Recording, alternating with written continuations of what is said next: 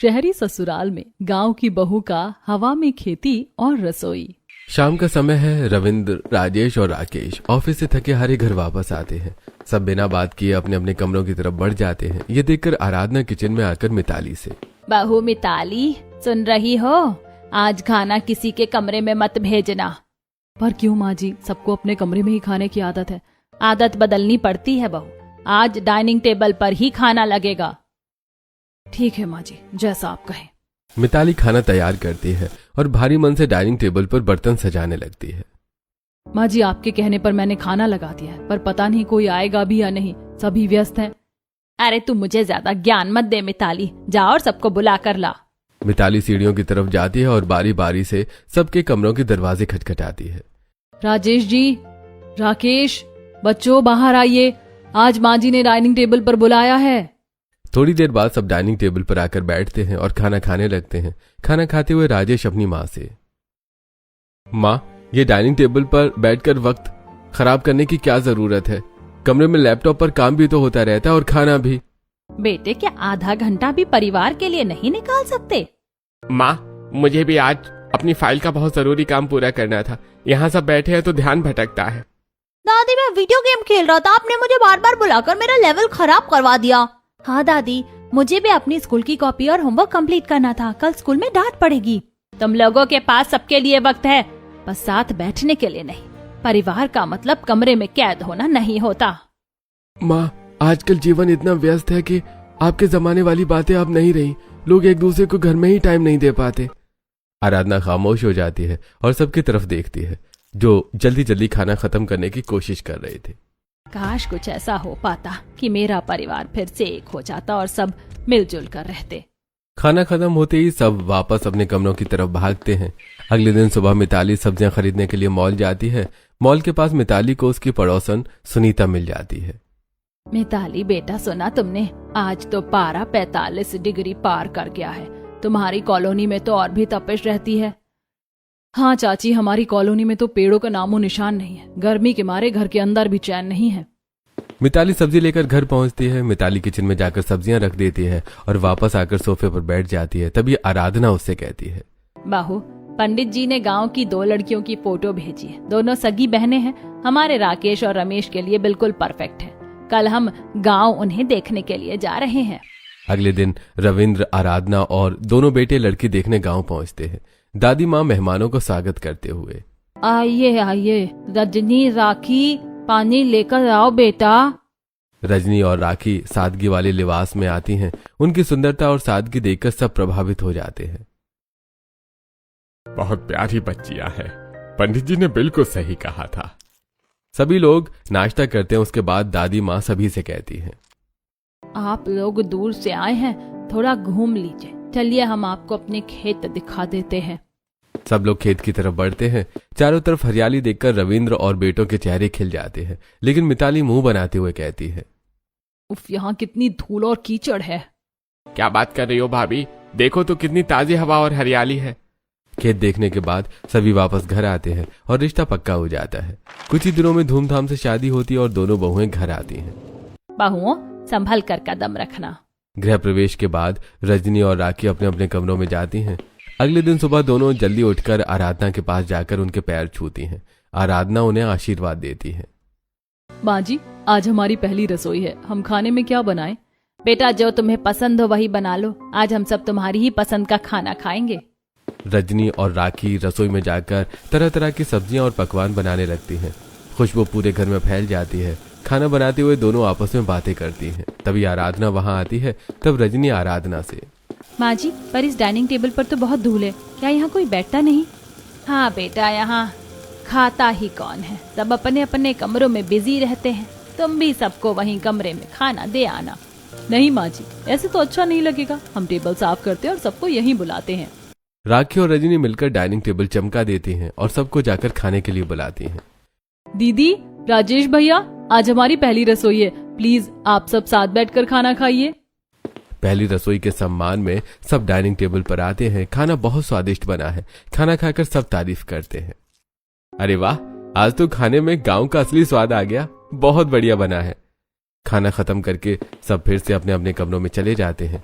वक्त बीतने लगता है और घर के हालात देखकर एक दिन राखी रजनी से कहती है, रजनी देखो ना, सब अपनी ही धुन में रहते हैं। बाबूजी अकेले हॉल में टीवी देखते हैं। हाँ दीदी, मिताली भाभी भी अक्सर पार्लर या पार्टी में ही रहती हैं। माँ जी पड़ोस में चली जाती हैं। हम तो अकेले बोर हो जाते हैं। गाँव में तो सब मिलजुल कर रहते थे, लेकिन यहाँ किसी को किसी से कोई मतलब ही नहीं है।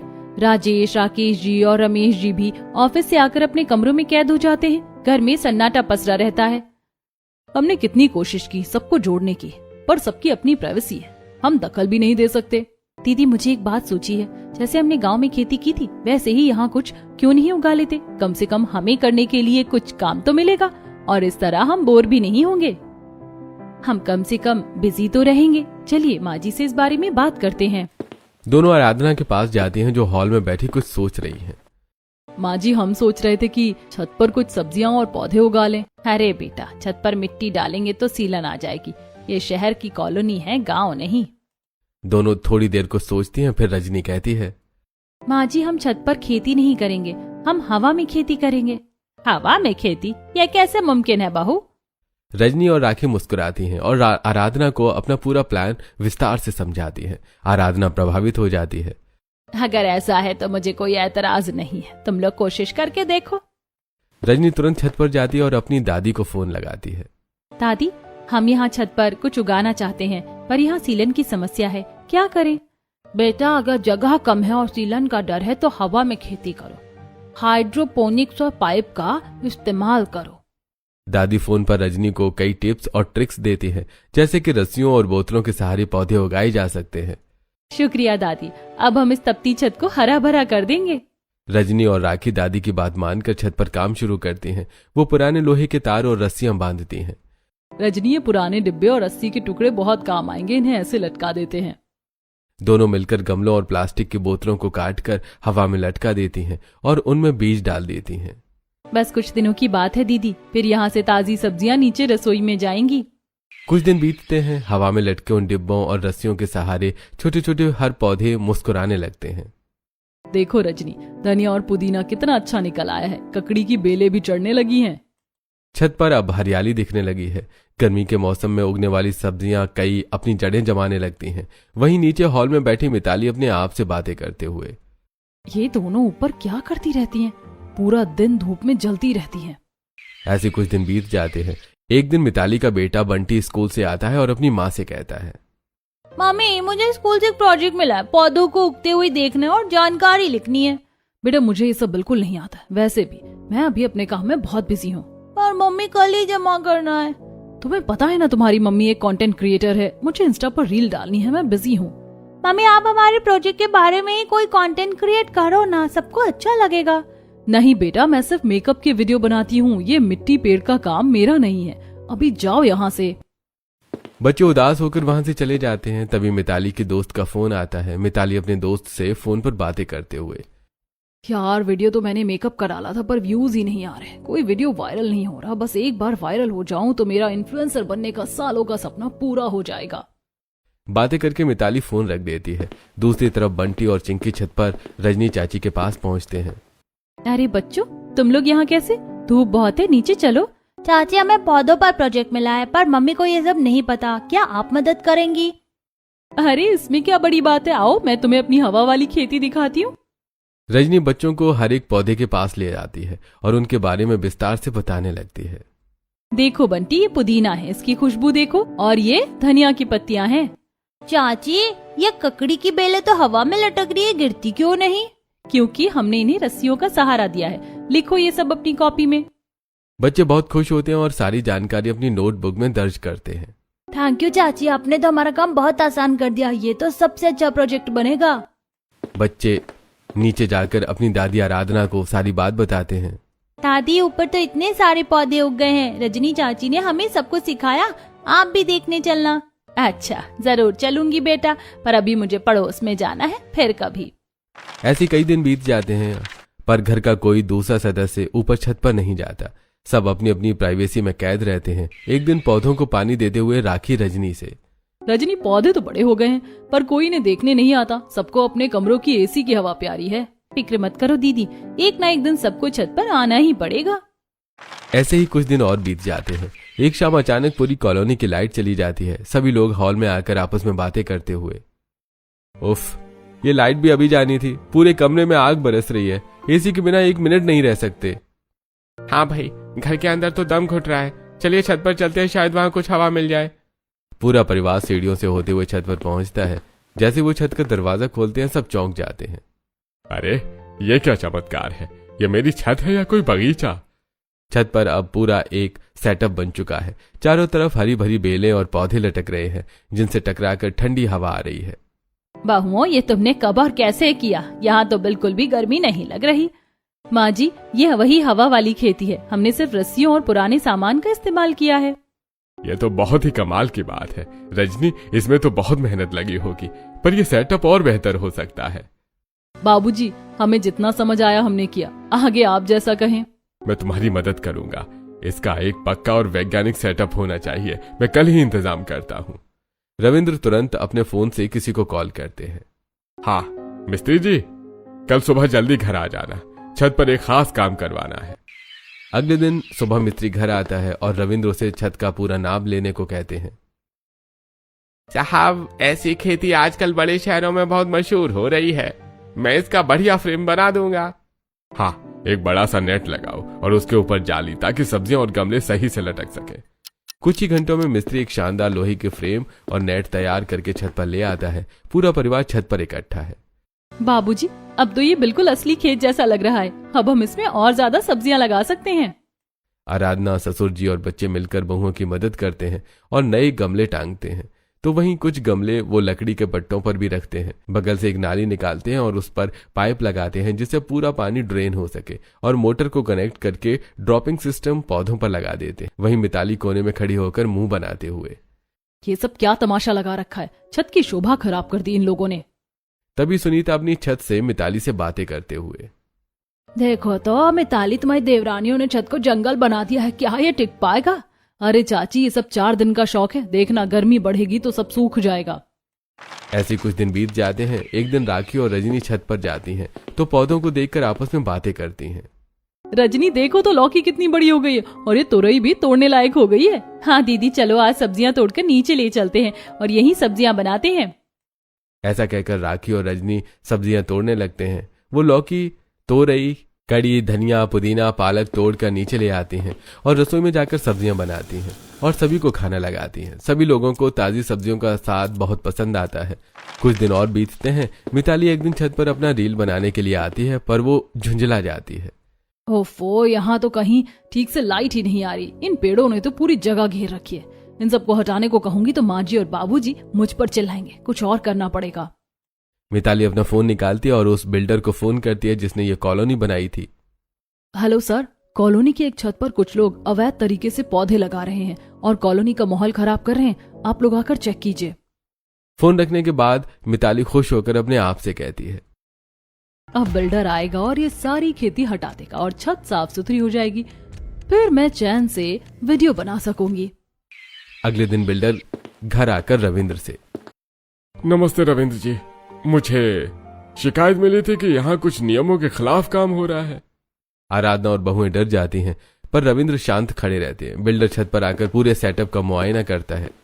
अरे ये तो अद्भुत है, किसने बनाया ये कोई अवैध निर्माण नहीं है। आजकल नगर पालिका में ऐसी डिमांड आ रही है कि छतों को हरा भरा रखा जाए। ये तो मिसाल है। बिल्डर रविंद्र से हाथ मिलाता है और मिताली का चेहरा उतर जाता है। आप लोग इसे जारी रखिए, बल्कि मैं तो अपनी दूसरी साइट्स पर भी ऐसा ही मॉडल बनवाऊंगा। बिल्डर के जाने के बाद रजनी और राखी एक दूसरे को देखकर मुस्कुराती हैं। ऐसे कुछ दिन और बीत जाते हैं। अब दोनों बहुएं मिलकर बालकनी में भी गमले और डिब्बे लटकाकर हरी हरी सब्जियों के पौधे लगा देती हैं। कुछ दिनों में बालकनी भी हरी भरी हो जाती है। एक बालकनी की सब्जियों को देखकर रजनी राखी से, दीदी देखिए, आज बालकनी में भी कितनी सारी ताजी हरी सब्जियां तैयार हैं। अब बाजार से कुछ नहीं लाना पड़ेगा। दोनों बहुएं बालकनी से टोकरी भरकर सब्जियां तोड़ती हैं। मोहल्ले के लोग अपनी बालकनी से ये सब देखकर आपस में बातें करते हुए, अरे वाह, मिताली की देवरानियों ने तो घर में ही मंडी खोल ली है। कितनी ताजी सब्जियां हैं। रसोई में आज पहली बार घर की उगाई हुई ताजी हरी सब्जियां पक रही हैं। दोनों खाना बनाकर डाइनिंग टेबल पर लगाती हैं। सभी लोग डाइनिंग टेबल पर बैठकर खाना खाते हुए बातें करते हैं। माँ, आज खाने में कुछ अलग ही बात है। ये तोरई की सब्जी इतनी मीठी कैसे है? बेटा, ये तुम्हारी बहुओं की मेहनत है जो छत और बालकनी में हवा में सब्जी उगी है बिना किसी खाद और केमिकल के। सच में आज बहुत दिनों के बाद पेट और मन दोनों भर गए। शाबाश बहुओं। सब लोग तारीफ करते हुए खाना खाते हैं, लेकिन मिताली उनकी तारीफ सुनकर मन ही मन जल जाती है। ऐसे कुछ दिन और बीत जाते हैं। रजनी और राखी का ज्यादातर समय अब छत पर ही बीतता है। पौधों की देखभाल और बढ़ते बगीचे ने उन्हें घर की चारदीवारी से बाहर एक नई दुनिया दे दी है। बहू और रजनी बहू, जरा इधर तो आना, मुझे प्यास लगी है। रजनी ऊपर छत पर पौधों को पानी दे रही होती है। वो आवाज सुनकर जल्दी से नीचे दौड़ कर आती है। आई माँ जी, बस 1 मिनट, पौधों को पानी दे रही थी। थक गई क्या बेटा? तू और राखी पूरा दिन ऊपर ही रहती हो। नहीं माँ जी, थकान कैसी, अपनी उगाई सब्जियां देख के मन खुश हो जाता है। रजनी वापस ऊपर जाती है, लेकिन थोड़ी ही देर बाद आराधना फिर आवाज लगाती है। बहू, अरे राखी, खाना कब बनेगा? दोपहर होने को आई है और मुझे भूख लग रही है। राखी भी पसीने में तरबतर होकर नीचे आती है। उसके चेहरे पर थकान साफ दिख रही है। ऊपर सब्जियों की गुड़ाई कर रहे थे, इसीलिए पता ही नहीं चला। अभी रसोई में लगती हूँ। शाम को सभी को खाना खिलाने के बाद रजनी और राखी रसोई में बर्तन धोते हुए बातें करती हैं। दीदी, हम सच में बहुत थक जाते हैं। बार बार ऊपर नीचे करने में ही आधी ताकत निकल जाती है। सही कह रही हो रजनी, कभी पानी के लिए नीचे आओ, कभी खाना बनाने। क्यों ना हम छत पर ही एक किचन सेटअप बना ले? क्या बात है दीदी, अगर छत पर ही किचन बन जाए तो पौधों के पास भी रहेंगे और वहीं ताजी सब्जी तोड़कर बना भी लेंगे।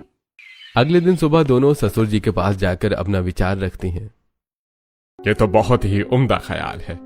जब हम वहां इतना वक्त बिताते ही हैं तो वहीं छोटा सा किचन होना ही चाहिए। मैं आज ही मिस्त्री को बुलाता हूँ।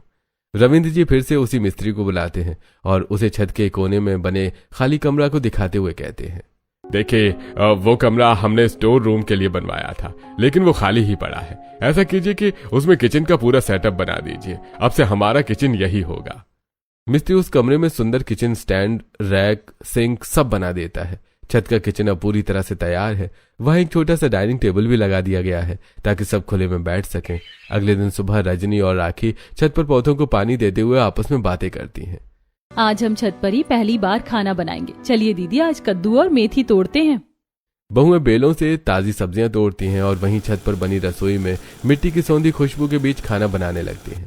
तभी मिताली वहां आती है और ये सब देखकर मन ही मन गुस्सा करते हुए, हद हो गई है, अब क्या ये लोग छत पर ही बस जाएंगे? पूरा घर ऊपर शिफ्ट कर दिया है। गर्मी बहुत ज्यादा है, इसलिए आराधना और रविंद्र भी शाम को छत पर ही आ जाते हैं। अरे वाह, यहाँ तो नीचे से बहुत ज्यादा ठंडक है और ये खुशबू, लगता है कुछ खास बन रहा है। हाँ माँ जी, छत के किचन की पहली रसोई है। आज सब यहीं बैठकर खुले में खाना खाएंगे। थोड़ी देर बाद दोनों बहुएं खाना बनाकर छत पर लगा देती हैं। ठंडी हवा चल रही है और पौधों की हरियाली के बीच सब साथ में बैठे हुए हैं। अरे मजा आ गया। ऐसी ताजी हवा और ऐसा शुद्ध खाना तो मुझे गांव की याद दिला रहा है। चाची, ये जगह तो बहुत कूल है। अब मैं यहीं बैठकर अपना होमवर्क किया करूँगा। और मैं भी, यहाँ गर्मी बिल्कुल नहीं लग रही। मम्मी, आप भी रोज यहीं बैठकर अपने वीडियो बनाया करना। नहीं, मुझे नीचे कमरे में ही ठीक लगता है। इन लोगों ने तो मेरा दबदबा ही खत्म कर दिया। अब तो कुछ ऐसा करना होगा जिससे ये बगीचा ही खत्म हो जाए। अगले दिन सुबह सुबह जब सब सो रहे होते हैं, मिताली चुपके से छत पर जाती है। देखती हूँ कैसे तुम दोनों की तारीफ होती है। ये पौधे रहेंगे ही नहीं तो तारीफ कहाँ से होगी? मिताली गुस्से में आकर कई पौधों की बेलें उखाड़ देती है और गमलों को इधर उधर कर देती है। तभी उसकी नजर अपनी सहेली के आई मैसेज पर पड़ती है। मिताली, तूने कल जो स्टेटस डाला था उसमें पीछे का बैकग्राउंड बहुत अच्छा लग रहा था। वहां फोटो क्यों नहीं लेती? क्या उसे ये कबाड़ पसंद आया? मिताली को अपनी सहेली का मैसेज पढ़कर गुस्सा आता है। वो बात को अवॉइड करके नीचे उतर आती है। दोपहर में जब रानी और राखी छत पर आती हैं तो पौधों की हालत देखकर दंग रह जाती हैं। अरे ये क्या हो गया? हमारे इतने प्यारे पौधे किसने उखाड़ दिए? देखो तो रजनी, ये बेलें तो पूरी तरह जमीन पर पड़ी हैं। किसी ने जानबूझकर ऐसा किया है। शोर सुनकर आराधना भी छत पर आ जाती है। वो बिखरे हुए पौधों को देखकर सब समझ जाती है। मुझे पता है ये किसने किया है। घर में शांति चाहिए, इसीलिए मैं अभी कुछ नहीं बोल रही। कोई बात नहीं माँ जी, उखड़े हैं तो क्या हुआ, जड़ें अभी सलामत है, हम इन्हें फिर से लगा देंगे। दोनों बहुएं बड़ी मेहनत से दोबारा मिट्टी भरती हैं और पौधों को सहारा देती हैं। तभी मिताली वहां आती है। अरे ये क्या हो गया? किसने किया ये सब? पता नहीं भाभी, शायद किसी पंछी ने ये सब कर दिया होगा। पर पंछी को ये नहीं पता कि हमारे इरादे बहुत मजबूत है। रजनी की बात सुनकर मिताली का चेहरा उतर जाता है। वो वहां से चुपचाप खसक जाती है। शाम को मोहल्ले की सुनीता चाची घर आती हैं। उनके चेहरे पर भी गर्मी की वजह से काफी परेशानी दिख रही है। आराधना बहन, तुम्हारा घर तो बाहर से बहुत ठंडा लग रहा है, हमारे घर में तो दीवारें तप रही हैं। सुनीता, ये सब इन बहुओं के पौधों का कमाल है। ऊपर छत पर तो बिल्कुल शिमला जैसा माहौल है। सच में? हमें भी ये तकनीक सिखाओ ना, हम भी अपने घर में ऐसा ही कुछ करना चाहते हैं। जरूर चाची, हमने तो हवा में इसलिए लगाया क्योंकि हमारे यहाँ सीलन की समस्या थी। आप गमले छत पर भी रख सकती हैं। आइए, हम आपको अपनी बालकनी भी दिखाते हैं, वहाँ भी हमने कुछ छोटी सब्जियां लगाई हैं। राखी और रजनी सुनीता चाची को बालकनी में ले जाती हैं, जहाँ मिर्च, टमाटर और बैंगन के पौधे लगे हैं। अरे वाह, ये तो बिल्कुल ताजा टमाटर है। शहर में रहकर ऐसा नजारा देखना भी नसीब नहीं होता। रजनी कुछ टमाटर, हरी मिर्च और हरा धनिया तोड़कर वहीं रखी छोटी सी टोकरी में रख देती है और फिर वो टोकनी सुनीता चाची को देते हुए कहती है, चाची ये लीजिए थोड़ी टमाटर और मिर्च, आज आप अपने घर में इसकी चटनी बनाइएगा। थैंक यू बेटा, मैं भी कल से ही अपने घर में इसकी शुरुआत करूंगी। सुनीता चाची सब्जियां लेकर बहुत खुश होकर चली जाती हैं। आराधना अपनी बहुओं की तरफ देखकर गर्व से देखती है। शाबाश बेटा, तुम लोगों ने तो मोहल्ले का भला करना भी शुरू कर दिया। अब खाना बनाने का समय हो रहा है, चलो।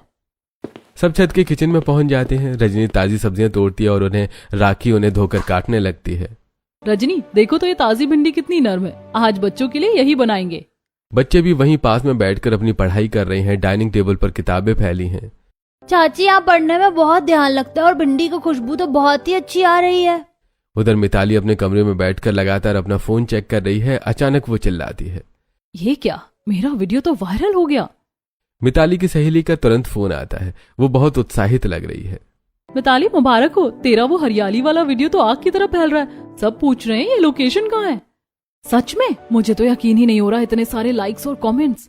हाँ यार, लोगों को ये नेचुरल सेटअप बहुत पसंद आ रहा है, तू ऐसे ही वीडियो बना। मिताली बहुत खुश हो जाती है। उसकी किटी पार्टी की सहेलियां भी उसे मैसेज करके बधाई देने लगती हैं। सभी का फोन अटेंड करने के बाद मिताली अपने आप से, मैंने तो ऐसे ही छत के पौधों के बीच रील बना लिया था, पर वो इतना वायरल हो जाएगा मैंने सोचा ही नहीं था। अब मैं वाकई स्टार बन जाऊंगी। शाम को जब सब लोग डाइनिंग टेबल पर खाना खा रहे होते हैं, तब आराधना मिताली से बात करती है। मिताली बहू, सुना है तुम्हारा कोई वीडियो बहुत वायरल हुआ है, सब मुबारकबाद दे रहे हैं। हाँ माँ जी, वो मेरा मेकअप का वीडियो था, अब मैं काफी फेमस हो गई हूँ। पर बहू, उस वीडियो में पीछे का नजारा तो रजनी और राखी की मेहनत थी ना, उनकी तारीफ भी तो करो। माँ जी, मुझे ये सब सब्जियां उगाना कल भी पसंद नहीं था और आज भी नहीं है, वो तो बस वीडियो अच्छा आ गया। अगले दिन मिताली को मैसेज आने लगते हैं कि मैडम, ये हवा में सब्जियां कैसे उगाई, हमें भी सिखाओ। अब इन्हें क्या जवाब दूं, मुझे तो खुद नहीं पता कि ये कैसे हुआ। वो धीरे धीरे महसूस करने लगती है कि बिना अपनी देवरानियों के ज्ञान के वो इन सवालों के जवाब नहीं दे सकती। क्या सच में इन लोगों ने इतना बड़ा काम कर दिया है? क्या मेरी हसरत इन्हीं की वजह से है? अगले दिन दोपहर का समय है। बच्चे मिताली के पास आते हैं। मम्मी चलो ना, दादी माँ ऊपर बुला रही है, कुछ नए बीज आए हैं, उन्हें लगाना है। मुझे इन सब में कोई इंटरेस्ट नहीं है बंटी, तुम जाओ। पर मम्मी, अगर आप नहीं सीखोगी तो अपने फॉलोअर्स को क्या बताओगी? सब आपसे पूछ रहे हैं ना। चिंकी की बात सुनकर मिताली ठिठक जाती है। उसे अपनी बेटी की बात में सच्चाई लगती है। हाँ, ये बात तो सही है, अगर मुझे इस फील्ड में आगे बढ़ना है तो मुझे सीखना तो पड़ेगा ही। ठीक है, चलो मैं भी देखती हूँ क्या करना है। मिताली छत पर पहुंचती है, जहां रजनी और राखी मिट्टी और बीजों के साथ काम कर रही हैं। आओ मिताली, आज तुम भी हमारे साथ हाथ बटाओ। ये नए बीज आए हैं, इन्हें टांगना है। माँ जी, मुझे नहीं पता ये कैसे होता है, मैं बस देखूंगी। अरे भाभी, इसमें डरना क्या, आइए हम सिखाते हैं। देखिए, ये जो पीले पत्ते हैं इन्हें अलग करना होता है। हाँ मम्मी देखो, ऐसे, और इन बीजों को इन बोतल में ऐसे डालना है। मिताली झिझकते हुए काम शुरू करती है। उसे मिट्टी को छूना और मिट्टी में पौधे लगाना बहुत पसंद आता है। अरे ये तो वाकई मजेदार है, मुझे लगा था ये बहुत गंदा काम होगा। वो पौधों की काट छांट करती है और साफ सफाई में मदद करती है। तभी बेटा बंटी उसकी फोटो ले लेता है। स्माइल मम्मी, ये फोटो तो बहुत ही प्यारी आई है। रात को जब मिताली अपने कमरे में वो फोटो देखती है तो उसे खुद पर गर्व महसूस होता है।